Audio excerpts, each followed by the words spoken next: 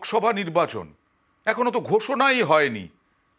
ভোটের আগে ভোট, ঘোষণার আগেই ভোট হয়ে যাচ্ছে। দেখুন তো, লাইন দিয়ে ইলেকট্রনিক ভোটিং মেশিনে ভোট হচ্ছে। এ তো অবাক ব্যাপার। এই অবাক করা খবরই তো আমরা দেখাই। কিভাবে হচ্ছে কথা বলবো প্রতিনিধি সুজিতের সঙ্গে। সুজিত, সত্যি ভোট না নকল ভোট?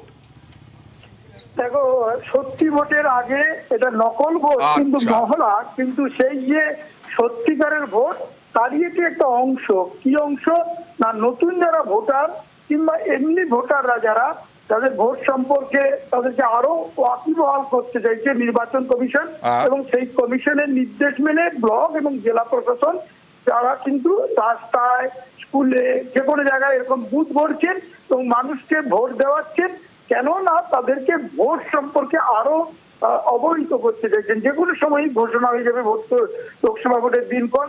তার আগে আগে ভোটারদের ভোটদান সম্পর্কে সচেতন করতেই এভাবেই পূর্ব মেদিনীপুরের জায়গায় জায়গায় চলছে, মহিষাদলেও চলছে। এবং ভোট, এটা একটা ক্যাম্পেনের মতো, যে ভোটদান করতে বলছেন এবং ভোটদান সম্পর্কে আরো জানিয়ে দেওয়ার লক্ষ্যে এই ব্যবস্থাপনা। এবং এই ব্যবস্থাপনায় নিশ্চয়ই ভোটারদের মধ্যে আরো উৎসাহ বাড়বে এবং তাদের মধ্যে আরো আগ্রহ বাড়বে।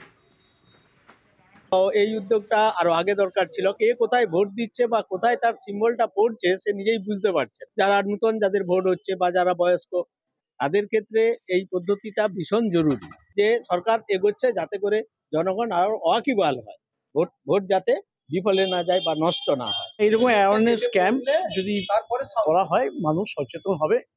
বেশিরভাগ মানুষ কিভাবে ভোট দিতে হয় সেটাও জানে না।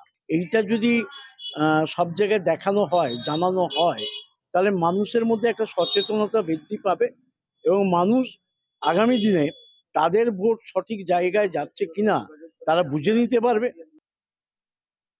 ইভিএম অ্যাওয়ারনেস প্রোগ্রামে আছি আমরা প্রায় বিগত 1 মাস ধরে। আমরা এটা চালিয়ে যাচ্ছি বিভিন্ন কলেজ, বিভিন্ন জনবহুল স্থান, ব্লকের বিভিন্ন জায়গায় ইভিএম অ্যাওয়ারনেস প্রোগ্রামটা চালাচ্ছি। এবং এর উদ্দেশ্য হচ্ছে যারা যারা নতুন ভোটার হয়েছে বা বয়স্ক ভোটার যারা এর আগে অনেকদিন আগে দিয়েছে, বা নতুন ভোটার যারা বিশেষ করে যারা ইভিএম এ ভোট দেয়নি আগে, তাদেরকে অ্যাওয়ার করে যে কিভাবে তারা ভোটটা ইভিএম এ দেবে এবং তার সঙ্গে যাতে ভোটটা যাচাই করে নিতে পারে যে তারা সঠিক ভোটটা দিল কিনা।